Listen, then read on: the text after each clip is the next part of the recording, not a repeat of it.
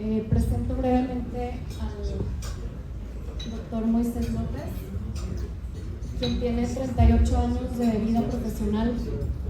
Él es ingeniero civil, tiene una maestría en ciencias con especialidad en ingeniería de tránsito, una en administración pública, y en 2013 terminó su doctorado en política pública. Su tesis doctoral versó sobre la regulación económica de servicios de transporte público. También es autor de un gran número de artículos de divulgación, 2 libros, Procesos de transformación de sistemas de transporte público, Las claves del éxito en el 2019 y Pájaros rompiendo ventanas en el 2021, y un capítulo en una publicación colectiva auspiciada por el Consejo de Ciencia y Tecnología del Estado de Puebla, Temas emergentes del COVID-2021. 2 de estos libros son de los que se van a rifar en un ratito más. Su experiencia pasó por temas de ingeniería, transporte, movilidad sustentable, desarrollo urbano, calidad del aire, evaluación social y financiera de proyectos y política pública. Ha trabajado en México, Colombia, Venezuela, Ecuador, Panamá, El Salvador, Nicaragua y Perú, y algunos de los proyectos en los que ha dirigido en los últimos años son estudio de mercado de proyectos de transporte público en 7 países de América Latina, análisis, evaluación y formulación de proyectos de carril bus exclusivo de transporte público y medidas de gestión de la demanda en el Distrito Metropolitano de Quito, conceptualización del Corredor Verde, carrera séptima en Bogotá, Colombia, evaluación del impacto socioeconómico de movilidad y ambiental derivable de la aplicación de diferentes medidas de gestión de demanda para automóviles y motocicletas en la ciudad de Medellín, Colombia, evaluar, actualizar y aplicar los rangos de medición de los indicadores de calidad establecidos para la prestación del servicio de transporte, con base en criterios de confiabilidad, cobertura, seguridad, comodidad y percepción del usuario, entre otros, para los sistemas integrados de transporte público en Colombia, y el diseño del puerto fronterizo 4 de 5 en los 2 Laredos. Y damos la más cordial bienvenida al doctor Moisés. Lo que quiero es compartirles algunas ideas que rondan por mi cabeza permanentemente, y como a veces tengo algo de tiempo, pues me dedico a observar, a juntar ideas, y este es un intento de plantearles. Pueden ser discutibles, por supuesto, podría ser que no tenga razón yo, pero yo creo que este tiempo en todos los sentidos exige reflexión, exige observar, y creo que nos exige definiciones. Ahorita estamos hablando aquí de temas de la vida en general, y no apareció el concepto, pero hay un filósofo que dice que en esta época todo se ha vuelto líquido, se ha vuelto inacible, corre demasiado rápido, y a veces tenemos tantas cosas en la cabeza o en nuestras cercanías que no entendemos ni siquiera qué pasa. Eso ocurre en la política, desafortunadamente. Desaparecen los límites, las reglas de convivencia dejan de ser claras, y a veces hasta desaparece la autocontención. Eso me estoy refiriendo a los gobernantes en específico, y de ahí la idea que hay neopopulismos de derecha, neopopulismos de izquierda y hasta neopopulismos de centro. No sé exactamente qué significa eso, pero existe, y es peligrosísimo, ¿no? En las ciudades ocurre lo mismo. Se volvieron, siempre han sido difíciles y complejos de manejar, difíciles y complejas, tal vez hasta imposibles de diseñar y planear. Los esfuerzos siempre se quedan cortos y son limitados, entre otras cosas porque las ciudades en realidad son sistemas complejos que nadie gobierna, pero pues cuando menos deben tener un rumbo, ¿no? Ese es el punto que quiero ponerles en la mesa, y quiero invitarlos a que reflexionemos sobre eso, y pensemos en los retos que estamos enfrentando en la actualidad y cómo las ciudades están tratando de abordarlas. Y les adelanto, hay 2 que yo quiero destacar en este momento, además de todos los que ustedes ya conocen: infraestructura, costos, ingenierías, tecnologías en evolución, etcétera, etcétera. Aquí ya hay 2 que yo quiero destacar, porque creo que son el futuro, y uno de ellos es la vinculación de la ciudad que es una cosa muy, muy local, muy, muy singular, muy, muy particular con lo global. De hecho, hay un vínculo entre el cambio climático, la ciudad a través del territorio, es decir, cómo lo organizamos, cómo se organiza, cómo se expresa, y con la movilidad, la forma en que nos desplazamos. Ese es, hoy en día, mi opinión, debería ser un mantra: cambio climático, territorio y movilidad. Sí, obviamente, en torno a las personas, a la salud de las personas, a la vida de las personas, a la convivencia de las personas. Ese es un mega reto y también es una mega tendencia.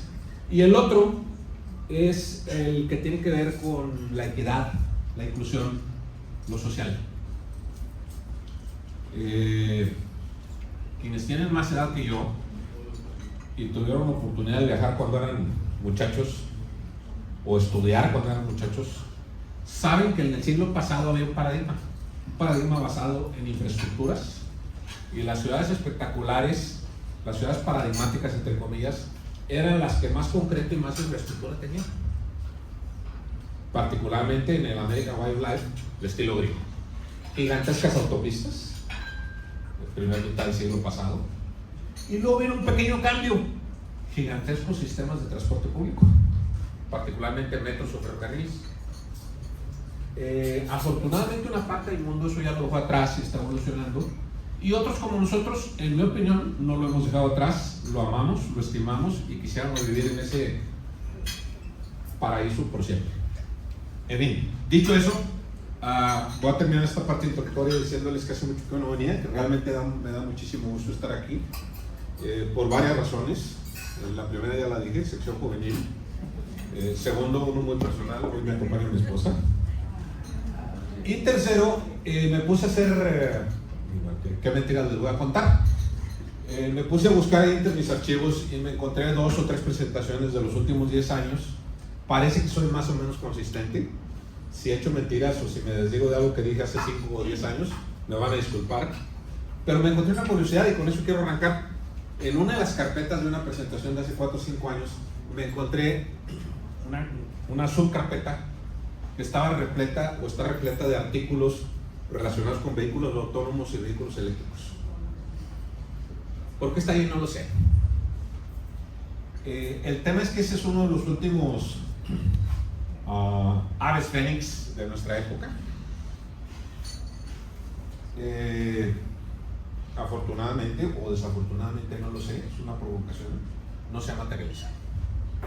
En México, yo no sé si ustedes sepan, pero debe haber, la última vez que consulté, tal vez 7 u 8 mil vehículos eléctricos, full electric.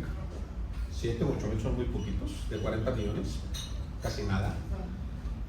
Híbridos, pues tal vez unos 400 mil, pero entre los dos, no más de 500 mil de 40 millones. ¿En qué momento vamos a tener vehículos autónomos y eléctricos en México? Hace 5 años, un estudio que hizo la Universidad de Itela en Argentina decía que en 15 años el 30 o 40% de los vehículos en el mundo iban a ser autónomos y eléctricos, y que en América Latina eso podría ser del orden del 15%. Así como vamos, yo creo que eso no va a ocurrir. Pero bueno. Entonces, ¿de qué quiero platicarles hoy? La provocación, voy a tratar de hacer 25 o 30 minutos y después, si quieren, conversamos y platicamos. El año pasado dirigí un proyecto gigantesco en Bogotá. El nombre oficial de ese proyecto es Encuesta de Movilidad. En realidad no es una encuesta, es un montón de estudios. En realidad son 2 gigantescas encuestas y es la actualización de los modelos de planeación de la ciudad. Ellos lo hacen cada 5 años y en esta ocasión lo hicieron en el 23 para superar el impasse del COVID, ¿no? Y 13 meses de proyecto muy complejo, muy difícil, muy retador, muy exigente. Y aquí abajo pueden ustedes ver algunos indicadores: 22,000 hogares, encuesta domiciliaria, 202,000 encuestas a conductores, un nivel de confianza del 95% y un error del 7%. Es una ciudad de 11 millones de habitantes, muy extensa, muy densa, y nos encontramos con una singularidad. La población creció entre 2009 y 2023 y también creció el total de habitantes, 9.2 millones de habitantes. pero el total de los habitantes que viajaron cayó, el porcentaje de habitantes que viajaron también cayó, y el total de viajes diarios cayó un 12%. La tasa de producción de viajes también cayó. Entonces, so what? ¿Qué pasó aquí? Uno pensaría que viajar, salir a trabajar, a recrear, es como tener hijos, siempre son más. A lo mejor con menos velocidad, pero siempre más, ¿no? A nosotros nos ha pasado en México, en los 70s, 5 hijos por familia, hoy 2.1, 2.2, a veces hasta menos. Pero este fenómeno singularísimo, yo personalmente nunca lo he visto. En medio de un contrato, eso es complicadísimo. ¿Cómo le demuestras al cliente que efectivamente el número de viajes bajó? Y luego está la forma que se mueven las personas en Bogotá. Ustedes saben, Bogotá es paradigmática en temas de transporte público, exitosísima, eso nadie lo discute, pero, oh sorpresa, el número de viajes a pie, en auto, en transporte especial, en informal, en otras modalidades, en taxis, en escolar y en público cayó. Observen las cifras, de 19 millones de viajes diarios a solo 16.72, es decir, 3 millones de viajes menos. 3 millones de viajes menos en un día son muchísimos. Estos son 6 veces el número de abordos, de ascensos a nuestras 2 líneas de metro. Piénsenlo en otros términos. ¿Qué pasaría si ustedes tienen negocios y de pronto el número de clientes cae un 12%? ¿Cómo lo sostienen? ¿Costos fijos? ¿Qué subió? El número de viajes en moto. Es un tema muy complicado desde el punto de vista contractual, desde el punto de vista de ciudad, pues más todavía, ¿no? Y la gran pregunta, ¿qué carajos está pasando? ¿Esto es una singularidad o está pasando en el mundo? No lo sé, no lo sabemos en ese momento. Nos pusimos a averiguar, nos pusimos a tratar de salvar el pellejo desde el punto de vista contractual. ¿Y qué encontramos? Algunas singularidades que medio explicarían el fenómeno. Por ejemplo, en temas de educación, en Bogotá, la matrícula escolar se redujo en 6 años 2.3% promedio anual. Es decir, la matrícula escolar se redujo un 12%. De 2.3 millones de colombianos que usan algún programa de educación superior, 16% lo hace virtual. Y fíjense, este dato es interesantísimo. Había 800,000 alumnos en Bogotá de educación superior, pero esa matrícula cayó un 14%. Pero la parte más importante es que respecto a 2018, la matrícula virtual creció un 200%. La virtualidad de trabajo, aún después de la pandemia, entre el 6 y el 9%. Y por acá, este es un dato súper interesante, las ventas a través de internet crecieron un 83% en los últimos 6 años. 83% de las ventas a través de internet. En Bogotá tienen algunos programas que son desincentivos en el sentido económico relacionados con los viajes. Tienen pico y placa, que es una restricción a la circulación, y recientemente, hace 2 o 3 años, montaron algo que se llama pico y placa solidario. Si tú tienes un pico y placa solidario, ¿qué significa? Tú, Carlota, por tu número de placa no puedes salir el día de hoy, pero si quieres hacerlo, lo puedes hacer pagando. De alguna forma, esos cargos por congestión. Y la ciudad, en ese momento, el año pasado, todavía tenía 450 frentes de obra en la ciudad. Entre metros, puentes, ciclovías, plazas, bacheos, etcétera, etcétera, 400 frentes de obra. Y un tema singular, para la ciudad, por los números, aumento de la pobreza. En 2019 había 28% de pobres, en 2022 el 40%, un 12% más, y en 2023 76%, lo que significa que la pobreza entre 2018 y 2023 creció un 8%. Entonces, este conjunto de datos de alguna forma explicaría la caída en el número de viajes. No es una explicación científica, el contrato no estaba hecho para eso, pero esta fue la argumentación que encontramos. En fin, el proyecto terminó, ahorita al final voy a presentar algunos datos de eso. Miren lo que ha pasado en el mundo con el COVID y los temas de movilidad en las ciudades. Esta gráfica viene de la Asociación de Autoridades de Transporte de Ciudades Europeas. Hay como 30 y tantas ciudades. Y lo que vemos aquí son los principales indicadores. Hay una comparación entre 2019 y 2020 en color celeste y una comparación en color azul entre 2019 y 2023. Vehículos, kilómetros, es decir, oferta de transporte público, costos de operación, abordajes, demanda e ingresos. Entonces, miren lo interesante de esto. Entre 2019 y 2020, casi todas las ciudades redujeron el número de vehículos kilómetros que estaban prestando, pero en una porción bastante menor, cercana al cero, que son las rayitas y los circulitos celestes. ¿Qué hizo Monterrey en la pandemia? Ordenó que saliera a la circulación el 50% de los servicios de transporte. Esa fue la política.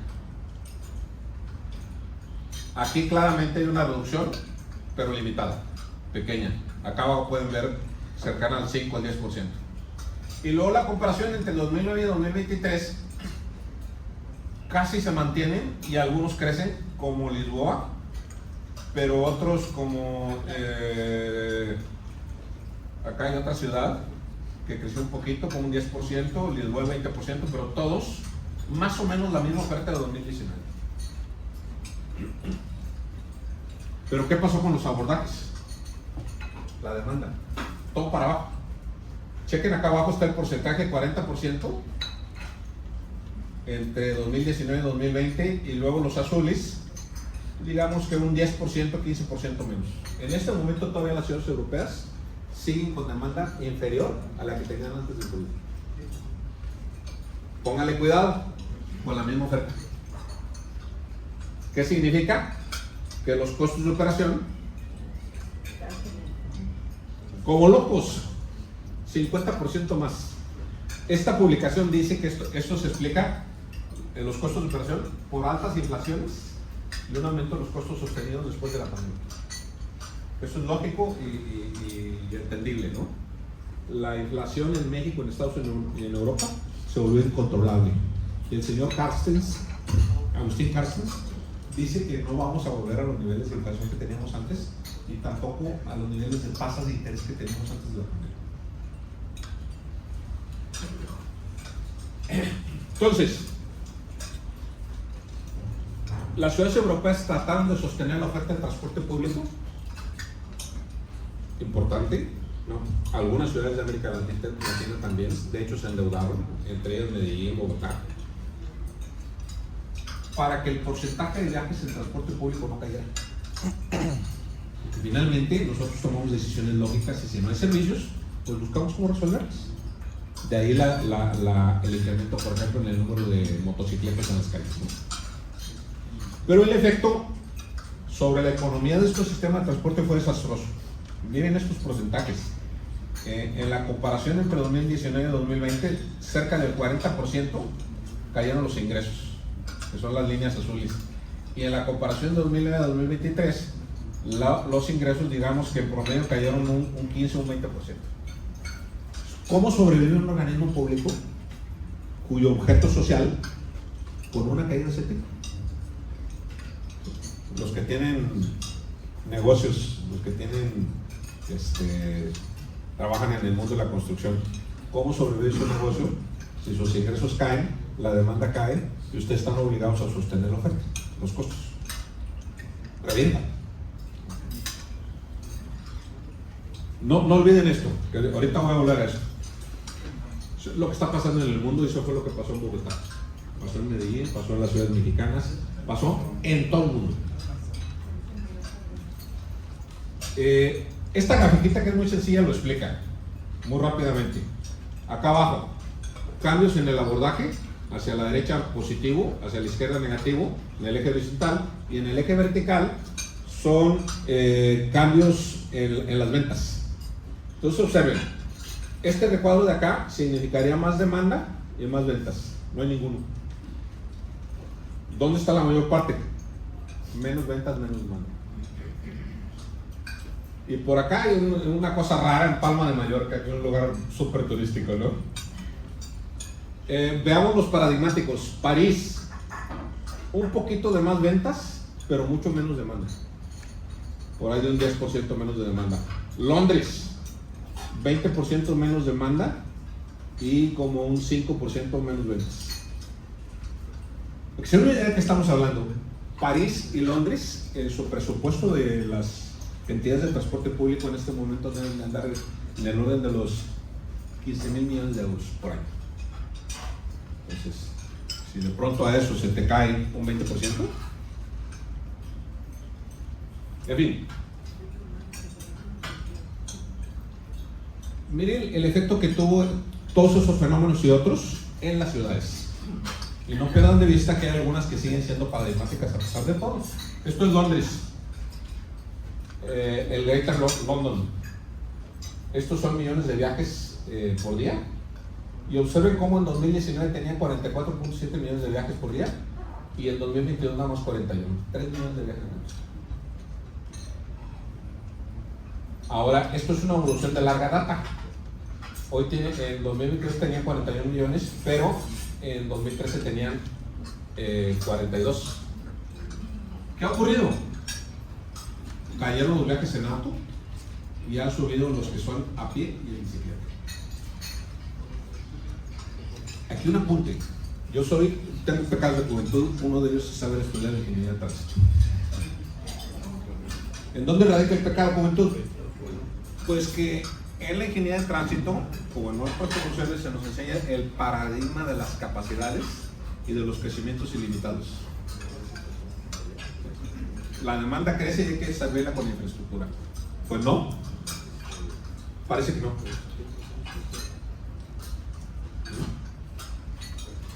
Caen los autos y suben caminando y en bicicleta, y ahorita les voy a explicar cómo. Luego viene París. París es más singular todavía en eso. Estos datos llegan hasta 2015 y aquí arriba tenemos la evolución de los vehículos kilómetros en la parte central de París. 2,5 millones de vehículos kilómetros en el 90 y hoy tienen 1,5 millones de vehículos kilómetros por día. Hay menos autos y la gente se mueve menos en vehículos particulares en el centro de París. La demanda en transporte público ha crecido de 1.500.000 a 2 millones y los viajes en bicicleta, que son las verdes, de 100,000 a 280,000. No, esto está en porcentaje. En el 97 era el 100 y hoy es casi 300%. ¡Wow! Exactamente. Es wow. Y el número de millones de vehículos kilómetros en sistemas de transporte público también ha crecido, pasó de 250 millones de vehículos kilómetros a 300. Es interesantísimo, ¿no? Particularmente esto. ¿Cómo es que tienen menos vehículos?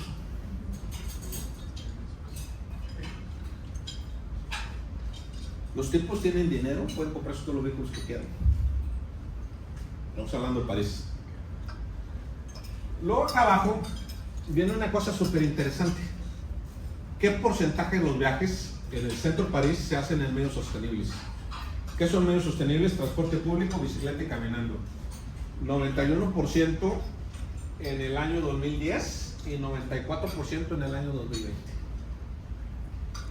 Eso es sostenibilidad. Menos autos, más viajes que consumen menos energía. Bicicleta y caminando prácticamente cero energía, en realidad consumen un poquito. Y luego transporte público, mucha menos que auto particular en número de energía consumida por persona. Entonces, esto es en el centro de París. ¿Qué ocurre en la región de Île-de-France, en París, en la región parisina? Bueno, algo similar. 60.3% de los viajes se hacen en medios sostenibles, y entre 2010 y 2020, y en el 2020 64.5%. 4% de viajes más. ¿4% de qué? De 42 millones de viajes. 4% de 42 millones de viajes. Estamos hablando de 1.600.000 viajes más en medios sostenibles. 1.600.000 viajes es 3 veces lo que mueve nuestro metro.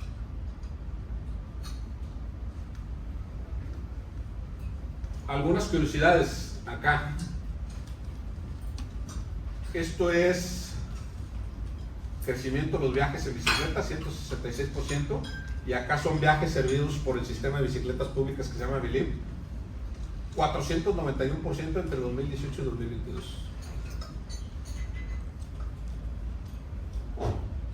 Es una variedad. ¿Cómo lo hacen? Esta es la parte más interesante. Primero, mandatos estables, sostenidos, con objetivos claros a lo largo del tiempo. Esta es una línea de tiempo de bienes de 1940. Aquí me quedé como en el 2006 de organizaciones de transporte público, y hay algunos hitos que están aquí en estos recuadros verdes. La liberación del transporte en Londres, Reino Unido, que tuvo un impacto mundial. El libro blanco de la Unión Europea en temas de movilidad, y el de 2011. Y miren los paradigmas: competencia por el mercado en transporte público, internalizar externalidades, este es el más importante de todos, internalizar externalidades, el usuario pagador, las tecnologías limpias y la mejora institucional. Aquí hay cosas muy curiosas, no me voy a tener ahí, pero por ejemplo en Londres, en Inglaterra, en el Reino Unido, existe algo que se llama Combined Authorities, es decir, autoridades gubernamentales que tienen competencia no sobre la habilidad, que es el clásico, tampoco sobre el transporte público, que no es tan clásico, sino tienen competencia sobre esas dos cosas, pero también sobre el espacio público, la calidad del aire, medios no motorizados, parques, y los más nuevos, como el de Manchester, en temas de salud. O sea, es un diseño institucional a la medida, tratando de seguir el paso a las necesidades de la ciudad. Segundo, los drivers de estas instituciones: calidad del aire, equidad, justicia social, competitividad, equidad, acceso, salud, etcétera, etcétera, etcétera. Son drivers que se reflejan en indicadores de éxito, indicadores de resultados, como dicen los gringos, de outputs, ni siquiera de outcomes, ni siquiera de outputs. ¿Por qué? Pues porque son importantes. Pues si vas a invertir 15,000 millones de euros en un año, tienes que tener resultados. Y lo hacen con una diversidad de servicios.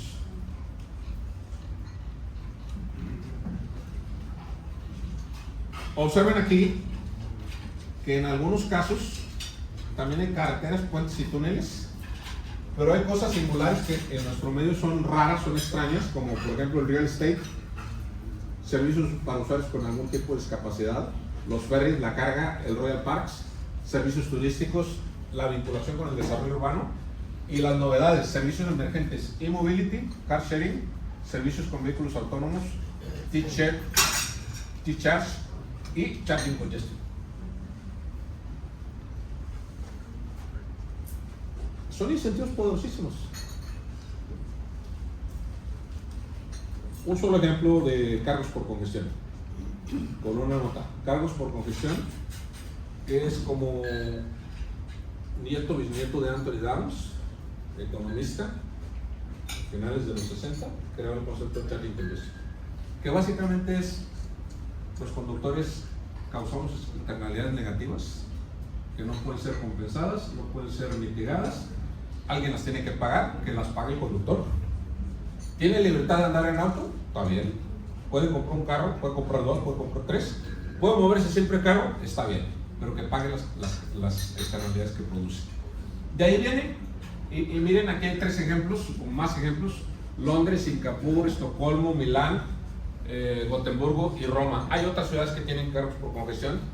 Observen las reducciones en el tráfico: 16%, menos 16%, menos 30%, menos 10%, menos 20%, menos 34%, menos 10%, menos 20%, menos 2.5%, 15% más de motocicletas. Se les escapó aquí la lieve, deberían estar en cargos por congestión.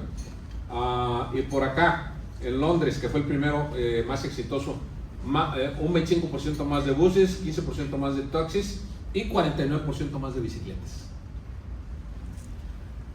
Charging Congestion en Londres, el primer año de operaciones bajó un 25% de la congestión y tuvo 80 millones de libras esterlinas de utilidad. ¿En qué lo invirtieron? Banquetas, bicicletas y autobuses. ¿Cuántos kilos de concreto hubo ahí? Ninguno. Por cierto, ese es un caso súper curiosísimo. Creo que el alcalde se llamaba Ken Livingstone, muy criticado.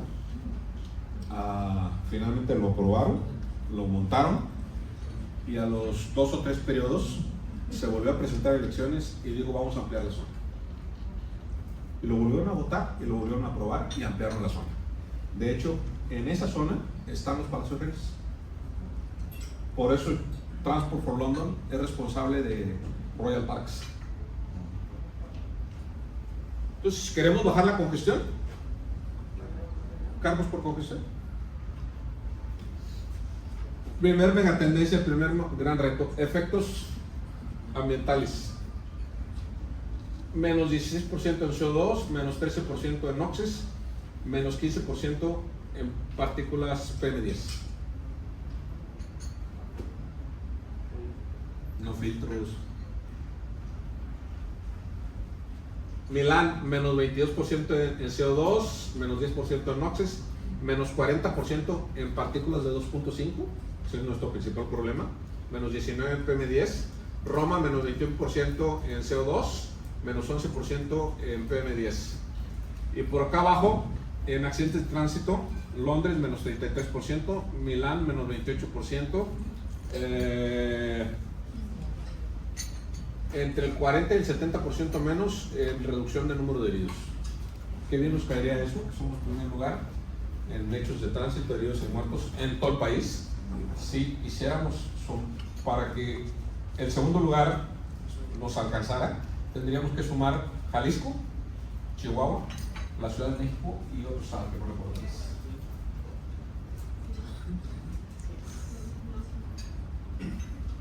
El modo de París probablemente es el que encuentre más interesante. Fíjense bien la conjunto de cosas que se han hecho. En 2021 se redujo la velocidad, Anne Hidalgo, en la mayor parte de las calles a solo 30 km por hora. Si a algunos les estará diciendo: este Moisés está loco. Imposible en Monterrey. ¿Y por qué no? Entre 2013 y 2016, Anne Hidalgo cerró las vías rápidas paralelas al Sena y creó espacios para peatones y ciclistas. Imagínense que Morones Prieto, en lugar de un segundo piso, fueran bulevares caminables y que pudieran bajar al río Perú. ¿Por qué no? Algunos dirán que estoy loco o que el lobby que está en contra del movimiento ciudadano me paga para hacerle la guerra. No, desafortunadamente nadie me paga por hacer esto. En 2016 se empezaron a implementar las zonas car free en París, en barrios residenciales, primero el fin de semana y luego se han ido ampliando y tornándolas permanentes. Este es el equivalente a las supermanzanas de Barcelona o a las manzanas de cuidado o a las manzanas creativas en Bogotá. Se hacen de distinta manera, con distintas concepciones, pero el fin es el mismo: reducir el número de vehículos en las calles. Y la ciudad ha estado trabajando, otra locura para los regiomontanos, en eliminar el 50% de los cajones de estacionamiento en vía pública. Hay un total de 140,000 cajones, o había, y se trata de que quede solo el orden de los 70,000.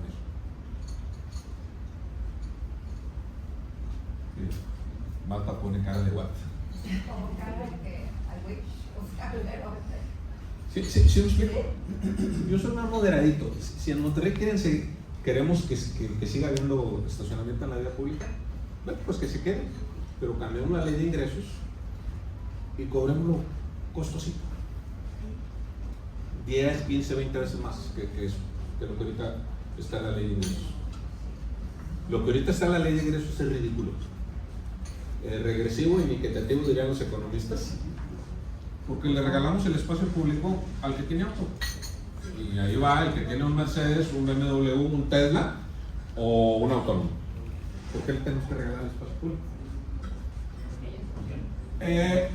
En 2010, en el año 2000 se empezaron a crear las School Streets, peatonalizando y mejorando espacios públicos en 205 sitios frente a escuelas públicas, y se espera que para 2026 se agreguen 95.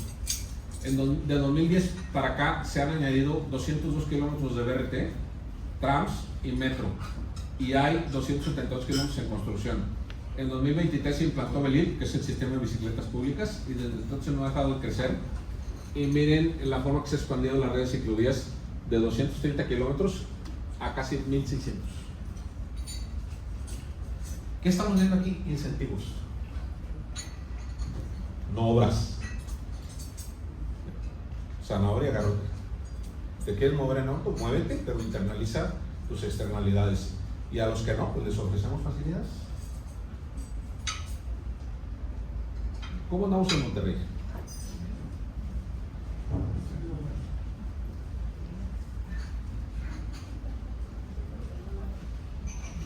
Tenemos una larga historia. Hace 100 años teníamos movilidad sostenible.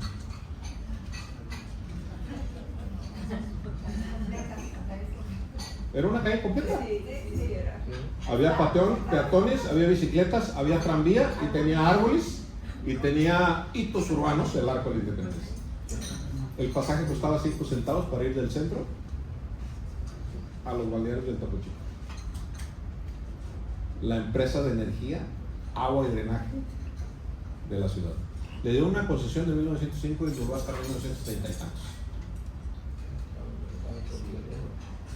En algún momento nos extraviamos, en mi opinión. Huracán de 1987, Gilberto, si no me equivoco. El Estado tenía un crédito del Banco Mundial de 50 millones de dólares, si no me equivoco, que ese crédito estaba destinado a transporte público fundamentalmente. Pidieron que se revirtiera y lo único que se quedó para crecer con el crédito fue dos cosas: la reconstrucción del río, y los pasos a desnivel de Gonzalitos y de Lueces. Y luego vino el Jauja, nos volvimos ricos, somos la ciudad con Producto Interno Bruto más alto de toda América Latina, solo por debajo de Miami y tal vez de Sao Paulo. Y por lo tanto queremos tener autos, y hoy tenemos 2.6 millones de autos registrados. Algo así como 300 pasos al nivel, y le hemos invertido probablemente 150 mil millones de pesos o 200 mil millones de pesos, más o menos la mitad a pasos al nivel y la otra a líneas metro, y de lo demás nada. Todo infraestructura, nada incentivos. ¿Cuál ha sido el resultado? Pues como dice el filósofo Güemes, cría cuervos y tendrás muchos. Aquí creamos autos y tenemos muchos. Para arriba, como espuma. Hemos intentado distintas modalidades de organización, de regulación. El transporte público ha estado en manos de los municipios, en una comisión, luego parcialmente el Estado, después en todo el Estado. Hoy tenemos 2 o 3 líneas de metro, depende cómo le midamos. Y una política tarifaria medio extraña, medio rara. Muchos años sin cambio el metro, y de 2 años y medio para acá pasó de 4.50 a 15 pesos. En cambio, la del transporte público muchos años fue creciendo como loco, más alto que la inflación, pero ahorita ya tiene más de 10 años que no crece. El resultado es que hoy tenemos menos transporte público, menos vehículos de transporte público que el que teníamos hace 10 años. En los números oficiales llegamos a tener 5.500 autobuses, en los números oficiales hoy tenemos 4.000. En mi opinión, probablemente sean menos. Solo el año pasado debieron haber salido 1,300 unidades por haber cumplido su antigüedad, más o menos esos 10 años. Esos no se han descontado de ese parque. Y ya el gobierno del estado anunció que va a comprar otros 2,000.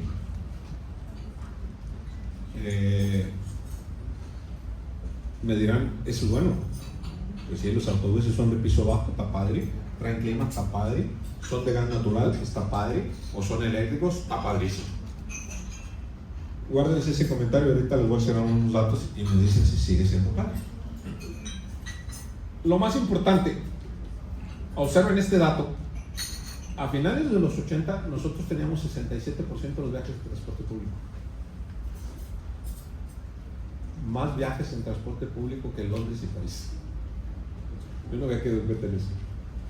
Teníamos 3,000 autobuses, viejos, feos, chapos, trompudos, dominados por lo que llamaban en aquel entonces el pulpo camionero. Pero movía el 67% de los viajes. Hoy tenemos autobuses de piso bajo, alta tecnología, muy padres, pero nada más movemos el 26% de los viajes.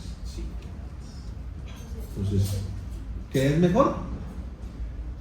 ¿Moverse en autobuses viejos, feos, peligrosos, con el 67% de los viajes, o en autobuses muy bonitos, pero nada más el 26%? Una decisión de ciudad, una decisión que los gobiernos tienen que hacer y que tendría, en el sentido, cuando menos teórico de la democracia, avalados por la ciudadanía.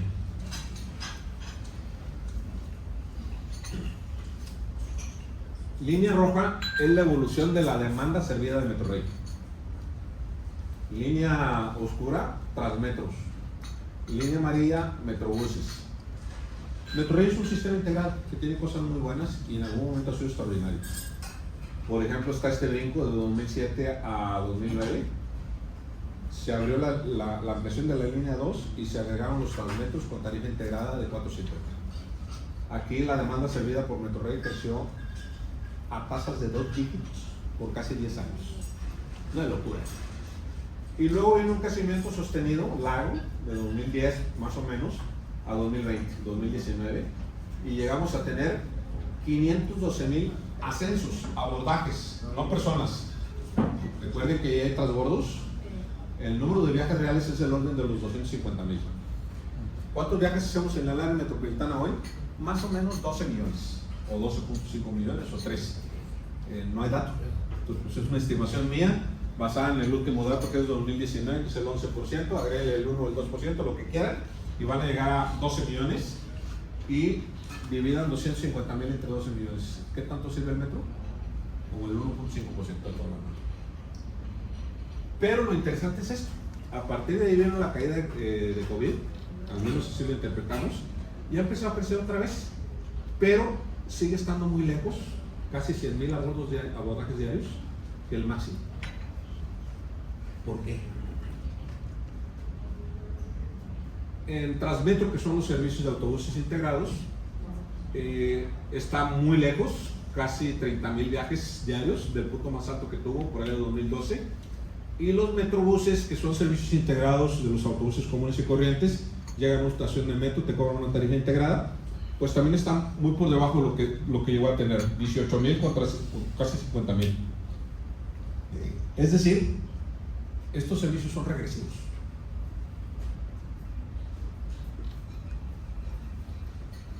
Hay una cosa muy curiosa, que desafortunadamente la información que es pública no es suficiente para entenderla. Hoy tenemos más kilómetros de metro, tenemos más carros de metro, pero movemos menos gente.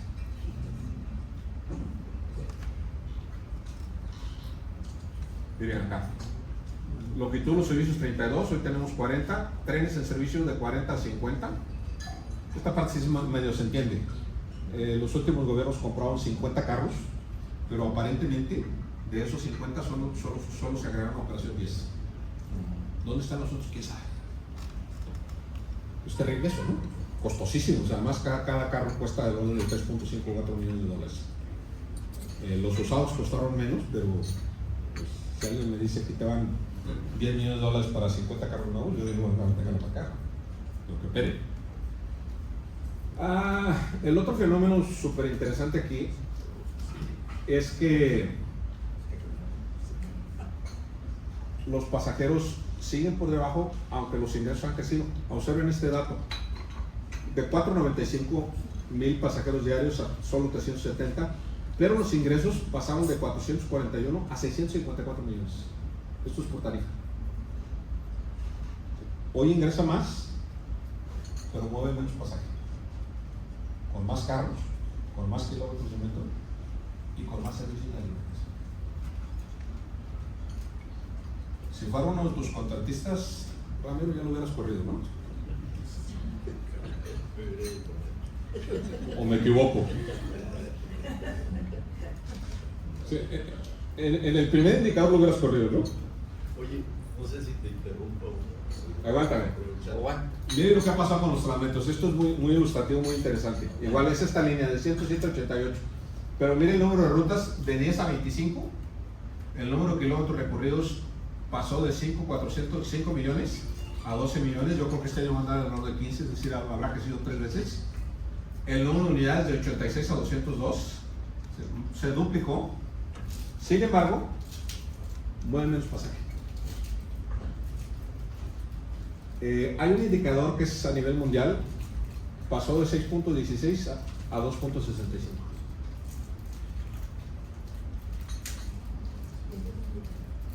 Índice de pasajeros por kilómetro. Los servicios actualmente llegaron a tener como promedio 10 pasajeros por kilómetro, de los mejores del mundo. Y la gran pregunta es: ¿por qué, si hoy la tarifa es más alta, tienen mejores autobuses, están mejor, hasta eléctricos hay con piso bajo, aire acondicionado, ¿por qué mueven menos pasajes? La verdad es que no lo sé. Casi termino. Bogotá. Voy a volver a los ejemplos iniciales, pero les voy a pedir que no olviden lo siguiente: el porcentaje de viajes en medios sostenibles. ¿Se acuerdan cuánto tenía París y cuánto tenía Londres? Nos regresamos, pues es complicadito. Son muchos datos, la verdad. Yo me gasté como 3-4 días armando esto. Aquí viene. En el centro de París, 90% de los viajes son en medios sostenibles. ¿Verdad? Pero en todo París, en la región de Île-de-France, 64%. Y en Londres, ¿en qué Londres? El 56%, 56-64%. Voy a volver a lo de Bogotá. ¿Qué porcentaje de viajes en Bogotá se hacen en medios sostenibles? El 68%. ¿Por qué lo planteé así? Porque estoy seguro que van a estar pensando: es que esos tienen mucha lana, tienen mucha red metro, tienen tranvías, tienen tecnología, y eso es cierto. Bueno, Bogotá no tiene metro, mueve el 68% de los viajes en medios sostenibles. ¿Cómo lo hace? Una extraordinaria red de servicios de transporte público, una extraordinaria red de bicicletas, una extraordinaria red de espacio público y muchísima gestión. Este año, no, el pasado empezaron a construir la primera línea de metro. Van a tardar 3 o 4 años en ponerla en operación, y hay un plan para construir un montón más, pero estoy completamente seguro que este porcentaje, solo con el metro, va a ser el 1, el 2 o el 3%, no mucho. Y aquí está: 56% Londres, 64% París, Bogotá, sin metro, 68%. No todo está en la infraestructura, juegan los incentivos. Pico y placa solidario, un aliento fuerte y poderoso a los medios sostenibles, políticas públicas. Bueno, incentivos, hay zanahoria y garrote, por supuesto. A mi amigo Horacio, que tiene plata, lo vamos a castigar si se quiere mover en auto. Y al pobre de yo, pues le podemos dar un subsidio para que ande en transporte público, ¿no? No, la verdad es que a mí me encantaría moverme en transporte público, pero carajo, son 8 kilómetros. El año pasado que estuve en Bogotá, me inscribí al sistema de bicicletas públicas y me moví en bicicleta todos los días. Así, incluso llegué, normalmente nos quedaba en la zona norte, cerca del Parque de la 93, y más de una vez me fui hasta el centro en bicicleta, pero eléctrica. Son 8 kilómetros, pero no una eléctrica, no hay problema.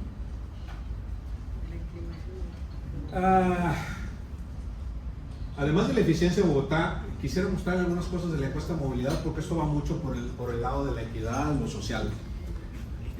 Probablemente algunos de ustedes encuentren esto más interesante que lo otro. Voy a ver si puedo hacer esto.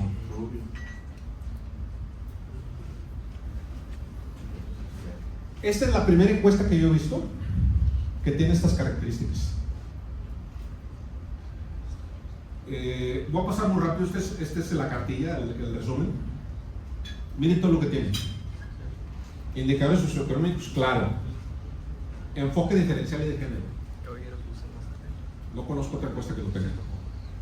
Viajes de cuidado. Obviamente las características de la movilidad, el efecto de la pospandemia, los modos alternativos. Si hablamos de sistemas de cuidados, hay que hacer esto. En los sistemas de cuidados no se construyen con saliva. Sí son buenos los edificaciones, los albergues, los refugios, la educación, etcétera, etcétera, pero hay que vincularlo con la realidad. Y aquí voy a pasar algunas cosas muy rápido, no me voy a tener mucho y solo me falta una ciudad. Voy a brincar todo esto porque tendría necesidad de mucho tiempo, pero a lo que quiero llegar a mostrarles una probadita. Luego le voy a dar esto a Carlota, por si quiere distribuirlo y alguien lo quiere tener. Mire esto: viajes por grupos de edad, viajes por sexo, viajes por género, viajes de madres cabezas de familia. ¿Quiere diseñar servicios de transporte público para estos segmentos? Hay que saber cómo se van.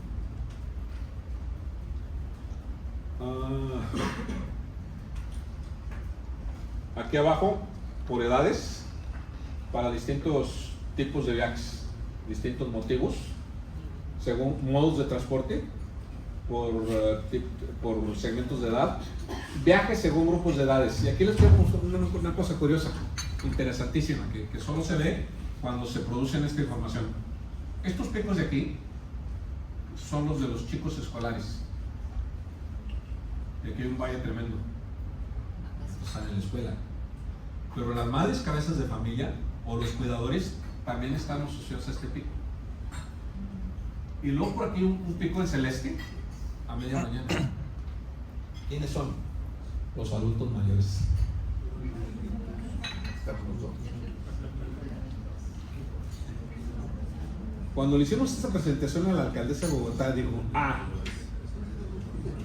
en la hora valle yo tengo que sacar autobuses que no anden vacíos, pero podría intentar diseñar algunos servicios especializados para adultos mayores.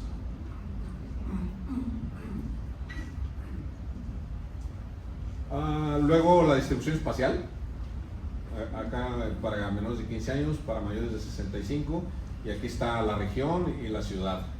No va a tener mucho en eso.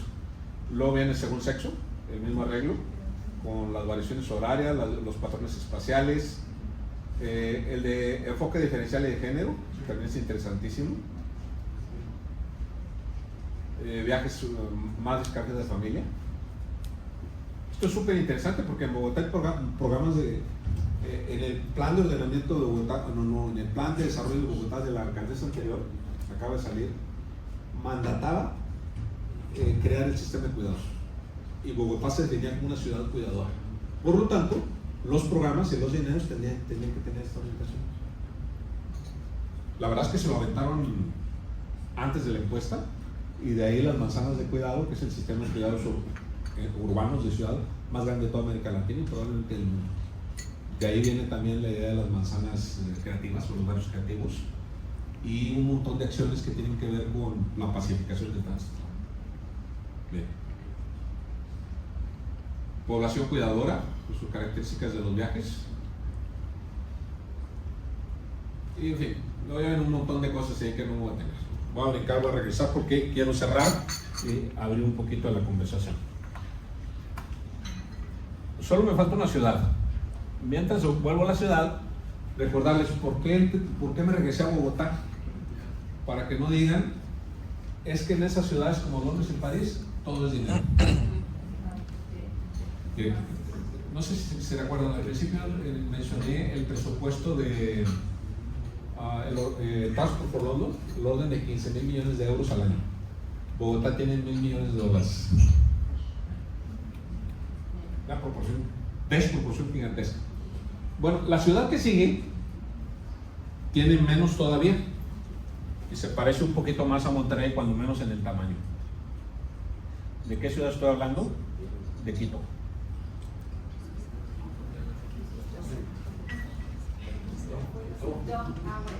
Ah,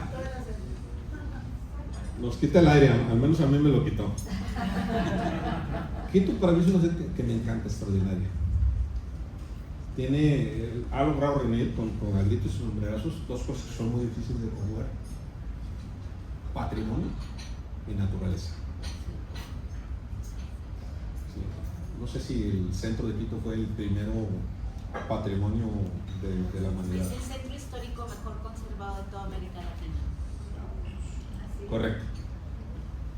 Una curiosidad. Yo no sé si ustedes sepan que el municipio de Quito tiene una planta productora de energía adentro de la ciudad.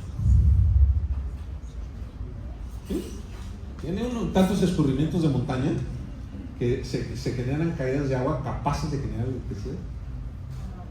Pero bueno, estos dos son dos proyectos que yo dirigí. Este de acá es de 2022, Plan Maestro de Movilidad. Formalmente el mantra de este plan maestro fue cambio climático, territorio y movilidad. Y el otro es un derivado de este. El tema central de este fue: estamos a punto de abrir la primera línea de metro de Quito. Efectivamente ya este año está operando.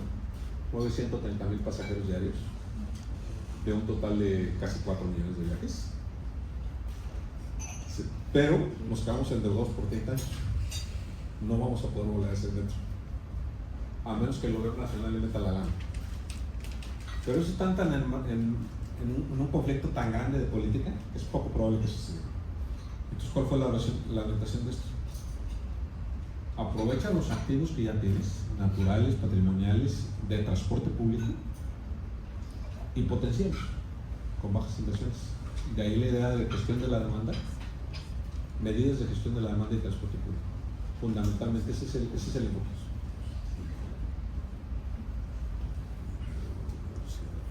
Hoy Quito ya mueve el 73% de los viajes en medios sostenibles. Más que París, más que Londres. Y en su plan quiere llegar a 88. ¿Cómo lo hace? Aumentando el de transporte público, reduciendo el de los autos y aumentando el de los peatones.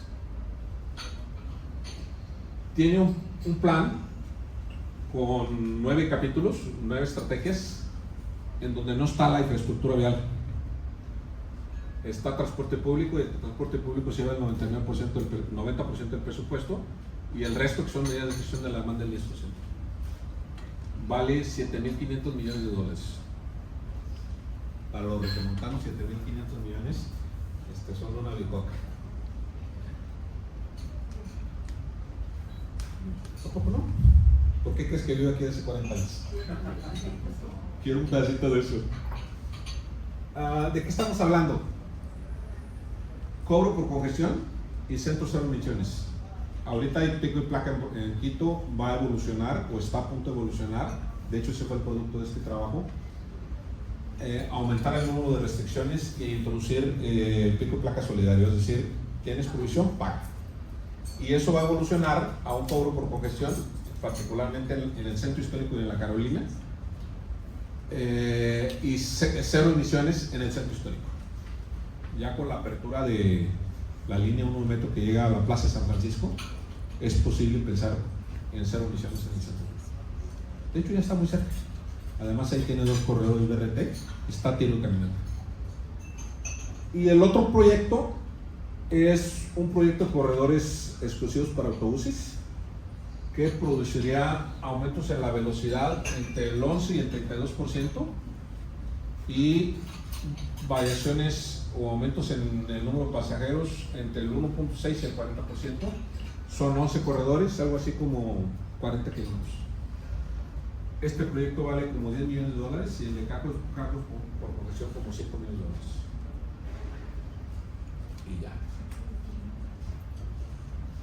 ¿Sí? ¿Cuál es la provocación?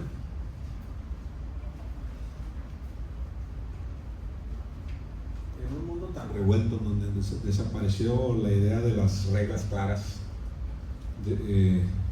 la idea del bien común se volvió un poquito difuso y muchos de los gobiernos lo que están haciendo es imponer sus agendas. Tendríamos que preguntarnos si es el camino correcto. Por los números que acabamos de ver, pareciera que nosotros estamos en ese camino equivocado hace décadas. Pasar de 68 a 26% de los viajes de transporte público es una tragedia. No conozco otra ciudad que tenga esos números.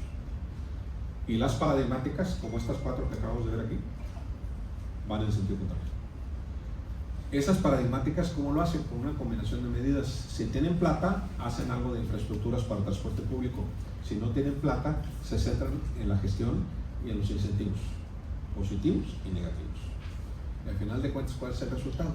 Pues que ciudades como Bogotá y Quito, que tienen economías 8, 10 o 20 veces más pequeñas que la de Londres y la de París, mueven más viajes en medios sostenibles que el mismo Londres y el mismo París. Acabé. Gracias.